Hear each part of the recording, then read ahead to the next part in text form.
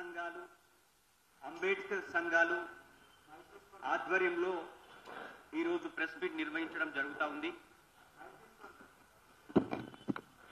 దళితులని వర్గీకరణ చేస్తూ రాజకీయ పార్టీలు, అప్పుడు టీడీపీ పార్టీ మాలల యొక్క చైతన్యాన్ని, ఆంధ్రాలో మాలల్ని రాజకీయంగా అణగదొక్కడానికి వర్గీకరణ అనేటువంటి ఉద్యమాన్ని తీసుకొచ్చింది. అందులో భాగంగా మందకృష్ణ గారితో ఎంఆర్పీఎస్ పార్టీ పెట్టించి 94లో పెడితే ఒక ప్రత్యేకమైన ఆర్డినెన్స్ తోటి ఎస్సీ వర్గీకరణ చేయడం జరిగింది. ఆ ఎస్సీ వర్గీకరణని 2000 సంవత్సరం నుంచి 2004 వరకు ఆ యొక్క వర్గీకరణ ఫలాలు మాదిగ సామాజిక వర్గం పొందడం జరిగింది. దాన్ని సుప్రీంకోర్టు సరిగా లేదని కొట్టివేసింది. మరి సరిగ్గా 20 సంవత్సరాల తర్వాత మరి అదే సుప్రీంకోర్టు వర్గీకరణను చేసుకోవచ్చు అని ఒక మాట మాత్రమే చెప్పింది. దీని వెనుకాల నరేంద్ర మోడీ గారు పెరేడ్ గ్రౌండ్ లో మందకృష్ణ గారినితో మీటింగ్ పెట్టించి ఆ మీటింగ్ కు వాహనాలను, డబ్బులని, అదేవిధంగా జనాలను తరలించి ఇక్కడ ఏదైతే పెరేడ్ గ్రౌండ్ లో వర్గీకరణ చేస్తామని చెప్పి మాట్లాడాడో అదే సుప్రీంకోర్టు న్యాయమూర్తి అయినటువంటి చంద్రచూడ్ నుంచి ఆ మాట రావడం జరిగింది. ఈ విషయాన్ని మందకృష్ణ గారు ప్రతి మీటింగ్ లో కూడా నరేంద్ర మోడీ సహకారం వల్ల నరేంద్ర మోడీ చంద్రచూడ్ ను ఇన్ఫ్లుయెన్స్ చేసి వర్గీకరణ ఇప్పించాడు అనే విషయాన్ని మేము తీవ్రంగా ఖండిస్తా ఉన్నాం. మేము అందు గురించి ఆ యొక్క వర్గీకరణను వ్యతిరేకిస్తా ఉన్నాం. అందులో భాగమే మళ్ళీ ఆ యొక్క సుప్రీంకోర్టు తీర్పు అత్యున్నతమైనటువంటి రాజ్యాంగంలో దళితులని వర్గీకరణ చేయరాదనే విషయాన్ని గుర్తు చేస్తా ఉన్నా. ఏదైనా బాబాసాహెబ్ అంబేద్కర్ గారు ఒక కులాన్ని తీసివేయాలన్నా, ఒక కులాన్ని చేర్చాలన్నా అది 341 క్లాస్ 4 ప్రకారం చేయాలని చెప్పింది బాబాసాహెబ్ అంబేద్కర్ గారు. మరి రాజకీయ పార్టీలు ఇందులో ఇన్వాల్వ్ అయి మాలా మాదిగలను విడదీసి అప్పుడు చంద్రబాబు గవర్నమెంట్ చేసింది వైఎస్ రాజశేఖర రెడ్డికి కొనసాగించారు. అదేవిధంగా కేసీఆర్ గారు, ఇప్పుడు రేవంత్ రెడ్డి గారు. మేము ఈ మాల సంఘాలుగా ఈ యొక్క వర్గీకరణ అంశాన్ని రాజ్యాంగబద్ధంగా పార్లమెంటులో బిల్లు చేసి దేశవ్యాప్తంగా చేయడానికి మేము స్వాగతిస్తున్నాం. కానీ రాజకీయాల్లో మాల సామాజిక వర్గాన్ని రాజకీయంగా, ఆర్థికంగా అడ్డుకునే విధానాన్ని తీవ్రంగా ఖండిస్తా ఉన్నాం. అందుకే అంతేకాకుండా సుప్రీంకోర్టు తీర్పు వచ్చిన వెంటనే గౌరవ ముఖ్యమంత్రి అయినటువంటి రేవంత్ రెడ్డి గారు అందరికన్నా ముందే ఆ యొక్క సుప్రీంకోర్టు తీర్పును చదవకుండా, ఆ సుప్రీంకోర్టు తీర్పులో ఏముందో అని తెలియకుండానే ఆయన దాన్ని మేము ఇంప్లిమెంట్ చేస్తామని చెప్పడం జరిగింది. ఈ రోజు కాంగ్రెస్ ప్రభుత్వం అధికారంలోకి వచ్చిందంటే మాల సామాజిక వర్గం కాంగ్రెస్ పార్టీకి ఓట్లు వేసి ఏపిచ్చి గెలిపించినటువంటి చరిత్ర మాల సామాజిక వర్గానికి. మొన్న జరిగినటువంటి ఎన్నికల్లో మందకృష్ణ గారు మీరు ఏ పార్టీలోనా పని చేయండి కానీ బీజేపీ పార్టీకి ఓటు వేయండి అని చెప్పినటువంటి వ్యక్తికి మీరు ఏ విధంగా అపాయింట్మెంట్ ఇస్తారు?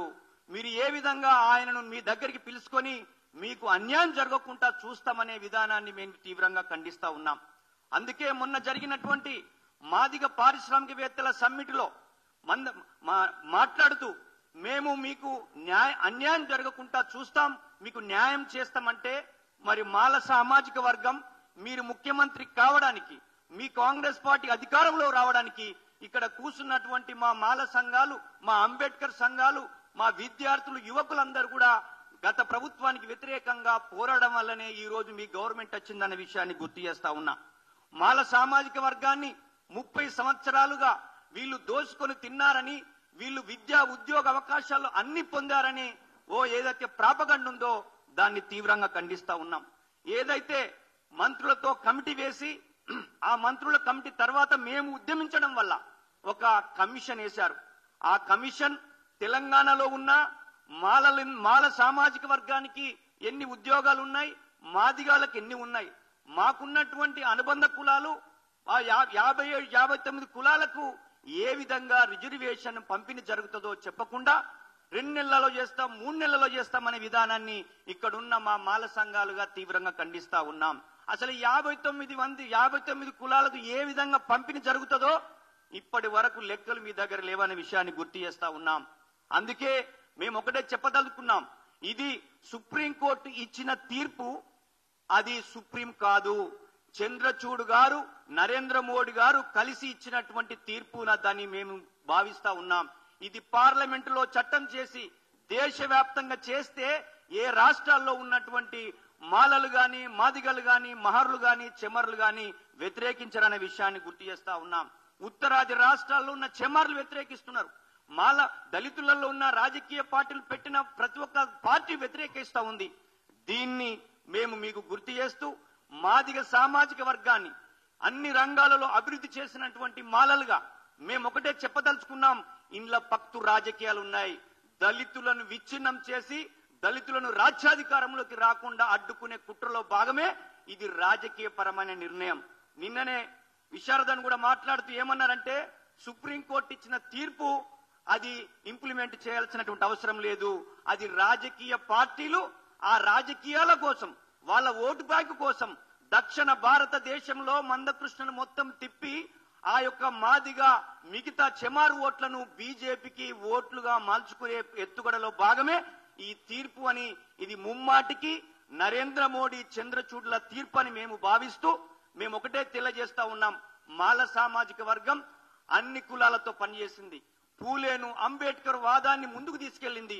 ఏ కులానికి వ్యతిరేకంగా పనిచేయలేదు. అన్ని కులాలు అభివృద్ధి చేయాలని చెప్పేసి అని మేము కోరుకున్నాం. 59 కులాలు ఉన్న వాళ్ళకి ఏ విధంగా వర్గీకరణ చేస్తారో ఒకసారి మీరు ఆలోచన చేయాల్సిన విషయాన్ని గుర్తు చేస్తా ఉన్నాం. అందులో భాగమే మేము 19వ తారీఖు రోజున ఏదైతే రేవంత్ రెడ్డి గారు మాదిగ సామాజిక వర్గానికి అనుకూలంగా వ్యవహరిస్తా ఉన్నాడు, అది దాన్ని మేము దృష్టిలో పెట్టుకొని ఇక్కడ ఉన్న మా మాల సంఘాలుగా 19వ తారీఖున తెలంగాణలో ఉన్నటువంటి మొత్తం మాల సామాజిక వర్గానికి విజ్ఞప్తి చేస్తా ఉన్నాం. మేము 19వ తారీఖున దాదాపు 1,00,000 మందితో అసెంబ్లీని ముట్టడించబోతున్నామన్న విషయాన్ని మీకు గుర్తు చేస్తా ఉన్నాం. మేము ఏ సామాజిక వర్గానికో ఏ పార్టీకో వ్యతిరేకంగా పనిచేయలేదు. ఈ రోజు బీజేపీ ప్రభుత్వం మాల సామాజిక వర్గానికి వ్యతిరేకంగా పనిచేస్తా ఉంది, దళితుల్ని విడదీసి పరిపాలిస్తా ఉంది. మేము బీజేపీ పార్టీ కేంద్ర ప్రభుత్వానికి రాష్ట్ర ప్రభుత్వానికి హెచ్చరిక చేస్తూ అన్ని పార్టీలో ఉన్న మాల సామాజిక వర్గం నాయకులారా, విద్యార్థులారా, యువకులారా, మా మాల సంఘాలుగా ఉన్నటువంటి జిల్లా నాయకులారా, మీరు అసెంబ్లీ ముట్టడికి 19వ తారీఖున లక్షలాదిగా కదిలి వచ్చి విజయవంతం చేయాలని చెప్పేసి విజ్ఞప్తి చేస్తా ఉన్నాం. ఇప్పుడు మా మాల సామాజిక వర్గానికి సంబంధించిన చెన్నయ్య గారు మాట్లాడతారు. దయచేసి మాలలకు అన్యాయం చేస్తున్నాడు మన రేవంత్ రెడ్డి గారు. రేవంత్ రెడ్డి మీటింగు మాదే ఎమ్మెల్యేలు మాదే మేధావులు ఓటర్ల మీటింగ్ పెడితే వాళ్ళ మీటింగ్కు పోయిండు రేవంత్ రెడ్డి గారు. ఇంత అన్యాయమా? ఏంటికంటే ఆ రోజుల్లో అదే మందకృష్ణ మాదిగ బీజేపీకి ఓటు వేయకపోతే నేను చచ్చిపోయినట్టు అన్నాడు. మేము కాంగ్రెస్కు ఓటు వేసి మేము గెలిపించిన ఘనత మాలలది ఉందని కూడా మేము మనవి చేస్తున్నాం. అందు గురించని రేవంత్ రెడ్డి మాలలో మనోభావాలు దెబ్బతీస్తున్నావు, మమ్మలను చిన్నసూపు చూడవద్దని కూడా మేము డిమాండ్ చేస్తున్నాం. ఎందుకంటే 1 వీక్ లో వర్గీకరణ చేస్తున్నట్టు 1 వీక్ లో కాదు, జనాభా లెక్కలు తీయాలి. జనాభా లెక్కలు తీసి 59 కులాలకు అన్యాయం చేయకుండా ఏ వెనకబడిన కులాలకు న్యాయం చేయాలి అని చేయకుండా నేను వర్గీకరణ చేస్తుంటే ఇది బాధ తట్టుకోలేక మేము చాలా బాధపడుతున్నాం. ఇంత కాదు, నీకు ఓటు వేయకుండా అదే మందకృష్ణ మాదిగ నేను విమర్శించుండు. ఏంటికి నువ్వు వాళ్ళతోటికే పోతున్నావు?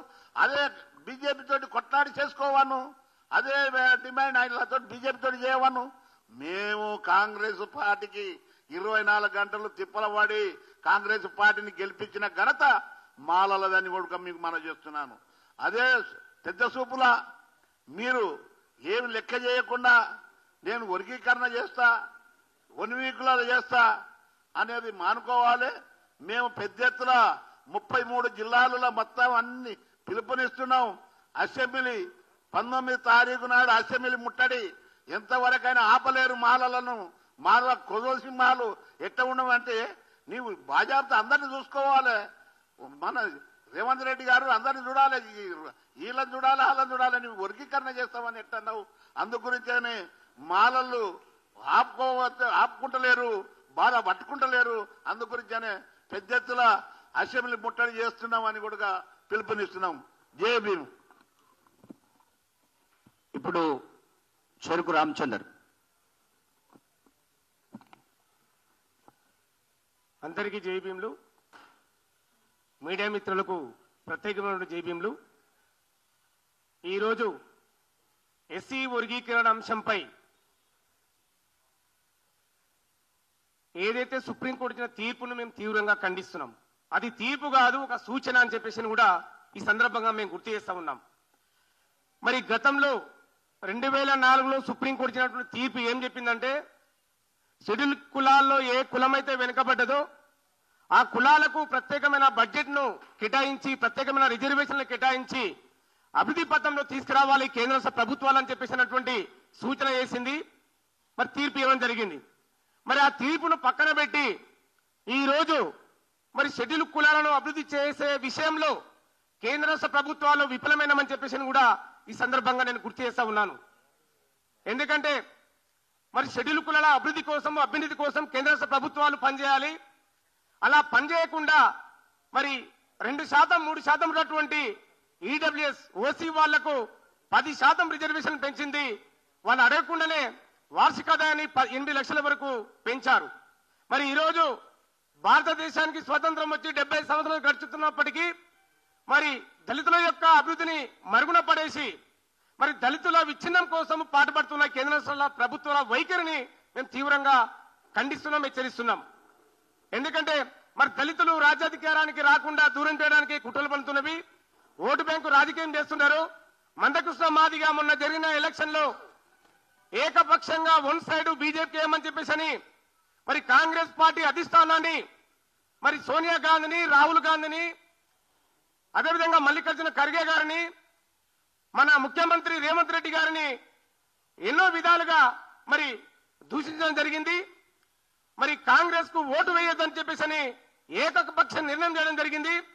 ఈ రోజు 1 సైడ్ కాంగ్రెస్ ప్రభుత్వం తరఫున, కాంగ్రెస్ పార్టీ తరఫున మరి మాల సామాజిక వర్గం నిలబడి ఈ రోజు గెలిపించి ముఖ్యమంత్రిని చేసుకుంటే, ఈ రోజు మాదిగల యొక్క సమావేశానికి సభకు పోయి ఈ రోజు వర్గీకరణ చేస్తామని చెప్పడము మేము చాలా బాధాకరమైన విషయము. ఈ విషయాన్ని మరి వెనక్కి తీసుకోవాలి అని ముఖ్యమంత్రి గారికి విజ్ఞప్తి చేస్తున్నాము. అదేవిధంగా మాలల యొక్క మనోభావాన్ని, మాలల యొక్క అస్తిత్వాన్ని మరి చాలా బాధపెట్టే విధంగా ఉన్నవి. కాబట్టి మేము తీవ్రంగా ఖండిస్తున్నాం. ఏదైతే 19వ తారీఖు రోజు మేము అసెంబ్లీ ముట్టడి కార్యక్రమం ఉన్నదో దాని ఆధ్వర్యంలో మరి మేము అసెంబ్లీ ముట్టడిని మరి కార్యక్రమం పెట్టినాము. దానికి తెలంగాణ రాష్ట్ర వ్యాప్తంగా అందరూ కూడా వచ్చి ఆ కార్యక్రమాన్ని, ఆ ధర్నాను విజయవంతం చేయాలని విజ్ఞప్తి చేస్తున్నా. జై భీమ్. అన్న గుడిమల్ల వినోద్ అన్న మాట్లాడవలసింది కోరుతాం.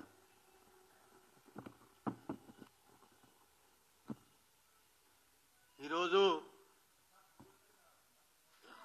ఈ రాష్ట్రం యొక్క దౌర్భాగ్యం ఏంటంటే, ఈ రాష్ట్రానికి ముఖ్యమంత్రిగా ఉన్నటువంటి వ్యక్తి ఒక అవగాహన రాహిత్యమైనటువంటి వ్యక్తి, విశ్వాసఘాతకుడు. అంతేకాకుండా పక్షపాత వైఖరి వహిస్తున్నటువంటి వ్యక్తి. అటువంటి వ్యక్తి ఈరోజు ఈ రాష్ట్రానికి ముఖ్యమంత్రిగా ఉండడము దౌర్భాగ్యమైనటువంటి విషయం. ఆయనకి ఏ విషయం మీద కూడా అవగాహన లేదు. వర్గీకరణ విషయానికి వచ్చినప్పుడు సుప్రీంకోర్టు తీర్పు ఆర్డర్ కాపీ బయటికి రాకముందే అవగాహన లేకుండా తన ఇష్టం వచ్చినట్టు ఒక హీరోయిజం చూపించడానికి అసెంబ్లీలో నేనే ముందు ఈ దేశంలో వర్గీకరణ చేస్తానని చెప్పి తర్వాత బయటకు వచ్చి నాలుక గరుచుకుని సమాజం ముందు నవ్వులపాలైపోయాడు. ఆ సుప్రీంకోర్టు తీర్పులో ఏముందని కూడా తెలుసుకోకుండా. అందరు గమనించాల్సిన అవసరం ఉంది. సుప్రీంకోర్టు ఖచ్చితంగా వర్గీకరణ చేయమని ఎక్కడ చెప్పలేదు. రాష్ట్రాలకు చేసుకునే వెసులుబాటును మాత్రమే ఇచ్చింది. కానీ దౌర్భాగ్యం ఏంటంటే మా ఓట్లతోని గెలిచినటువంటి ముఖ్యమంత్రి మా మనోభావాలను దెబ్బతీస్తూ ఒక కులానికి పక్షపాతిగా వ్యవహరిస్తూ మాలల మనోభావాన్ని దెబ్బతీసే ప్రయత్నం చేస్తూ ఉన్నాడు. ముఖ్యమంత్రి గారు మీకు ఒకటే హెచ్చరిస్తా ఉన్నాం, మాలల్ని మీరు చాలా తక్కువ అంచనా వేస్తూ ఉన్నారు. బహుశా మీరు 1వ తేదీన జరిగిన మీటింగు మీరు సరిగ్గా చూడలేదేమో, మీ వాళ్ళని ఒకసారి అడగండి.